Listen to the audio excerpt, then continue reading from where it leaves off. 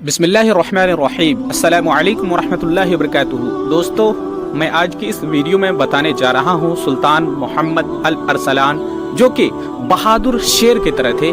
اللہ تبارک و تعالی نے اسے بڑی طاقت اور قدرت دے کر رکھی تھی۔ اسی بہادر شیر کے بارے میں بتانے جا رہا ہوں۔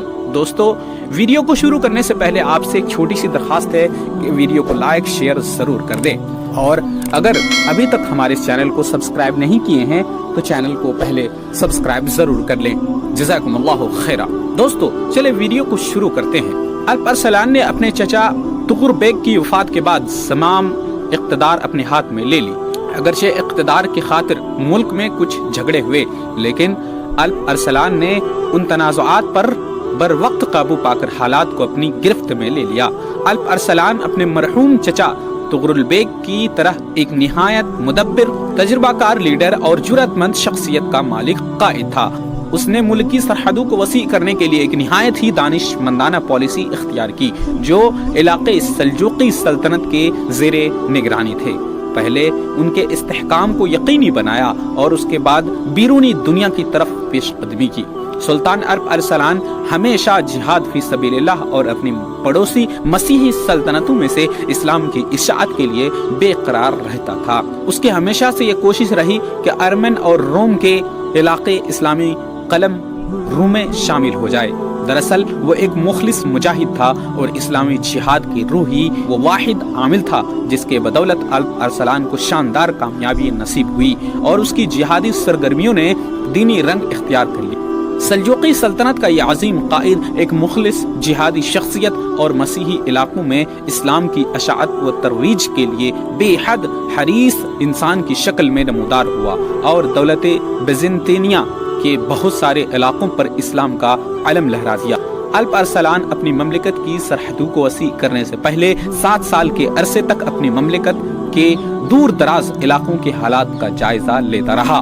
جب ان علاقوں میں امن و امان کی صورتحال سے مطمئن ہو گیا تو اپنے عظیم مقاصد کو پائے تکمیل تک پہنچانے کے لیے پلاننگ شروع کر دی۔ ان کے سامنے اب ایک ہی ہدف تھا، سلجوقی سلطنت کے پڑوس میں واقع مسیحی علاقوں کو فتح کرنا، مصر میں فاطمی دولت کے اقتدار کو ختم کرنا اور تمام اسلامی دنیا کو عباسی خلفاء اور سلجوقی اقتدار کے جھنڈے کے نیچے متحد کرنا۔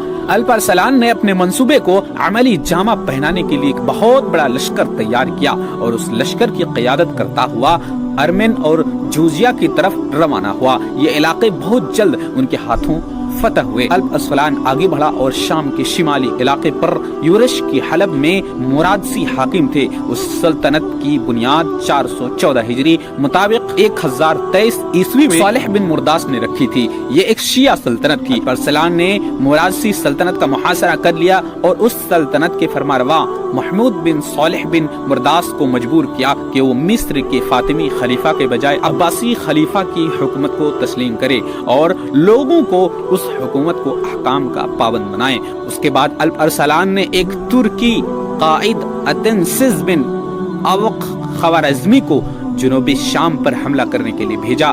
خوارزمی نے فاطمیوں سے رملہ اور بیت المقدس چھین لیے، لیکن اسقلان پر قبضہ نہ ہو سکا، جسے مصری حدود میں داخل کے لیے ایک بہت بڑے دروازے کی حیثیت حاصل تھی۔ اس طرح سلجوقی بیت المقدس کے اندر خلیفہ عباسی اور سلطان سلجوقی کے مرکز کے قریب ہو گئے۔ 426 میں مکہ مکرمہ کے گورنر محمد بن ہاشم کا قاصد سلطان الارسلان کے دربار میں پہنچا۔ قاصد نے اطلاع دی کہ شریف مکہ خلیفۃ القائم پاشا اور سلطان الارسلان کے نام خطبہ دے رہا ہے اور آئندہ سے وہ عبیدی سلطنت کے بجائے عباسی خلافت کے احکامات کی پابندی کرے گا۔ قاصد نے یہ بھی بتایا کہ مکہ شریف میں آئندہ حی علی خیر العمل کے الفاظ اور دوسرے شیعہ الفاظ اذان میں نہیں دہرائے جائیں گے۔ سلطان نے شریف مکہ کے قاصد کی بڑی عزت افزائی کی، 30,000 دینار گورنر مکہ کے خدمت میں ارسال کی اور کہلا بھیجا اگر گورنر مدینہ ایسا کرے گا تو اس کی خدمت میں 20,000 دینار پیش کیے جائیں گے۔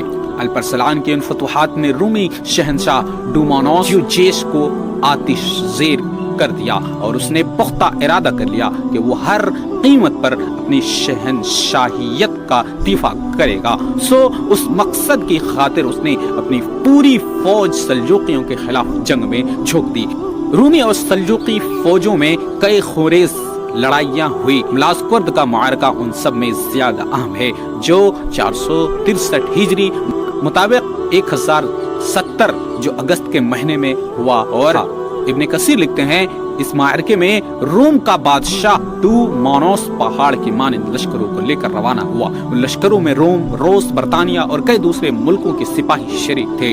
डूमोनोस की जंगी तैयारियां भी खूब थी। उस लश्कर में 35 बतरीक भी शरीक थे और हर बतरीक के साथ 2-2 लाख घोड़े सवार थे। 35,000 फिरंगी और 15,000 दूसरे जंग जो उसके अलावा थे, जो कुस्तुनतुनिया से ताल्लुक रखते थे। उसके अलावा 400 बैलगाड़ियां जिन पर फौजों की दर्दियां, असलहा, घोड़ों की जीने, मंजनीक, किला शिकन आलात लदे हुए थे। उन मंजनीकों में एक मंजनीक ऐसी भी थी जिसको 1200 आदमी चलाते थे। डूमोनोस ये सब लाओ लश्कर लेकर इस्लाम और अहले इस्लाम को मिटाने का मकसद लेकर आगे बढ़ा था। उसको अपनी ताकत पर इतना घमंड था कि फतह से पहले ही इस्लामी इलाके उसने अपने बतरीकों को जागीर में देने का ऐलान कर दिया। हत्ता के बगदाद भी एक बतरीक के नाम कर दिया। उनका प्रोग्राम ये था कि जब इराक और खुरासान के इलाके फतह हो जाएंगे तो वो एक बार ही हमला करके शाम के इलाके मुसलमानों से वापस ले लेंगे।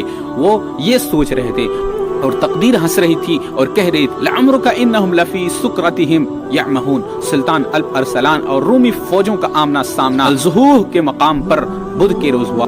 ज़ी क़ादा के महीने के अभी 5 दिन बाकी थे। रूमी फौज के कसरत तादाद को देखकर अल्प अरसलान कुछ परेशान हुआ, लेकिन फकीह अबू नसर मोहम्मद बिन अब्दुल मालिक बुखारी, ये हनफी बुजुर्ग थे, उनको हौसला दिया और कहा, सुल्तान महतरम, जुमा शरीफ के रोज जब खुतबा जुमा के खुतबे पढ़ रहे हों और मुजाहिदीन के लिए दुआएं मांग रहे हों, आयन उसी वक्त दुश्मन पर हमला कर दें। अल्लाह करीम मुसलमानों की दुआओं के तुफैल से सुल्तान को फतह अता फरमाएंगे। जब वो वक्त आया और दोनों लश्कर मैदान पर उतरे तो अल्प अरसलान अपने घोड़े से उतरा, जमीन पर सर रखकर अपने पेशानी को खाक आलूद करके बारगाह खुदावंदी में फतह नुसरत के लिए मुल्तजी हुआ। अल्लाह करीम ने मुसलमान की मदद फरमाई, नसरानियों के सरों को झुका दिया। मुस्लिम सिपाह ने कश्तियों के पुश्ते लगा दिए। रोमी बादशाह से बसालार फौज डूमोनोस गिरफ्तार हुआ। उसे एक रूमी गुलाम ने गिरफ्तार किया।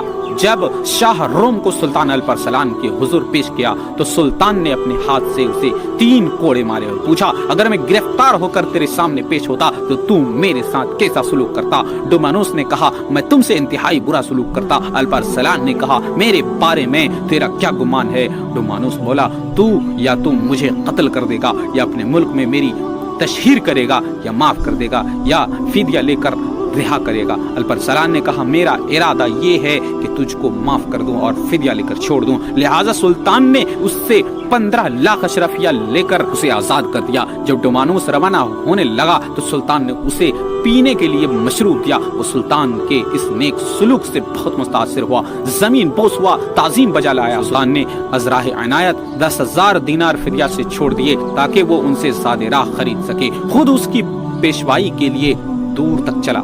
गिरफ्तार शुदा बतरीकों के एक जमात को आजाद करके बादशाह के साथ रवाना कर दिया ताकि वो तनहा सफर ना करे। उन तमाम नवाज़िशात के अलावा अपनी तरफ से एक मुहाफिज दस्ता भी उनके साथ कर दिया ताकि कोई उसे नुकसान न पहुंचा सके। इस मुहाफिज दस्ते के पास एक झंडा था जिस पर कलमे तय्यबा ला इलाहा इल्लल्लाह मुहम्मदुर रसूलुल्लाह लिखा हुआ था। अल्प अरसलान का एक मुख्तसर से लश्कर जिसकी तादाद 15,000 से ज्यादा नहीं थी की मदद से शहंशाह रोम डूमोनोस की 1 लाख सिपाहियों पर मुश्तमिल बहुत बड़े लश्कर को शिकस्त फाश से दो चार करना कोई मामूली वाकया नहीं है। इस वाकये ने रूमियों की कमर तोड़ कर रख दी।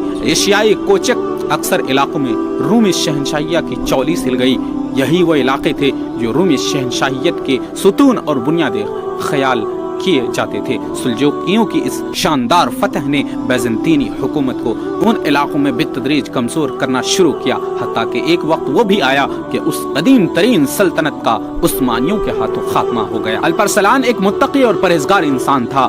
फतह के मादी और मानवी हर 2 असबाब से इस्तिफादा करता था। उलमाए इस्लाम के हमनशीनी से बहरावर होता था, उनकी नसीहतों को जोश होश से सुनता और उन पर अमल करता। क्या ही खूब नसीहत थी जो आलिम रब्बानी अबू नसर मोहम्मद बिन अब्दुल मालिक बुखारी हनफी ने मारका मिलाज करो जिसका भी जिक्र हुआ है मैं जब अल अरसलान रूमी फौज की कसरत देखकर परेशान हुआ तो उस सूफी मनीष आलम ने उसकी ढाढ़स बंधाई और कहा, सुल्तान तू अल्लाह ताला के दीन की हिफाजत के लिए जंग कर रहा है। अल्लाह करीम का वादा है, अल्लाह ताला अपने दीन को तमाम अदियान पर गालिब कर देगा।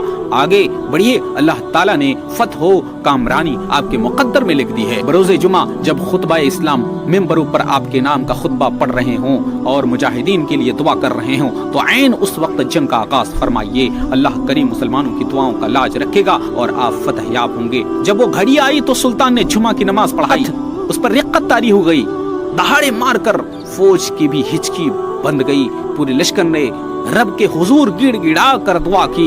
जब सुल्तान नमाज से फारिग हुआ तो फौज से मुखातब हुआ, जो वापस जाना चाहता है वापस चला जाए, मेरे तरफ से तुम्हें इजाजत है। मैं न तुम्हें रोकता हूँ और न हुक्म देता हूँ कि वापस जाओ, तुम्हें इख्तियार देता हूँ, लेकिन मैं उस रूमी सिपाह से तन्हा भी लड़ूंगा। ये कहकर तीर और कमान फेंक दी। अपने हाथ से अपने घोड़ों की दुम बांधी, जंगी सामान सेब तन किया, तैयार किया, तलवार बेनियाम की और एक आहे सर्द भर कर बोला, अगर मैं मैदान जिहाद में कत्ल हो जाऊं तो यही जंगी लिबास मेरा कफन होगा। अल्लाह अकबर। वाकई ऐसे ही लोगों पर अल्लाह की रहमत का नुज़ूल होता है। इस्लाम का ये बतले जलील और अजीम से पेसालार एक बागी के हाथों शहीद हुआ। उस बागी का नाम यूसुफ ख्वारिज़मी था। आपका सन्ने विसाल 10 रबीउल अव्वल 465 हिजरी मुताबिक 1072 ईस्वी है। आप मर्व के शहर में अपने बाप के पहलू में दफन हुए और मलिक शाह को अपने पीछे जानशीन छोड़ा। दोस्तों, मैं उम्मीद करता हूँ कि ये वाकया बहुत अच्छी लगी होगी। आपने जाना कि अल अरसलान की क्या ताकत थी, क्या जिहाद फी सबीलिल्लाह के लिए उसके अंदर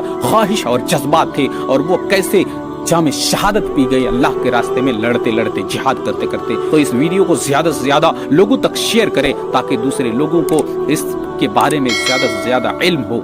दोस्तों, फिर किसी दिन एक ऐसी इंटरेस्टिंग वीडियो के साथ हाजिर होंगे। तब तक के लिए आप अपना और अपनों का हमेशा ख्याल रखें। जज़ाकुमुल्लाहु खैरा। अस्सलामु अलैकुम व रहमतुल्लाहि व बरकातुहू।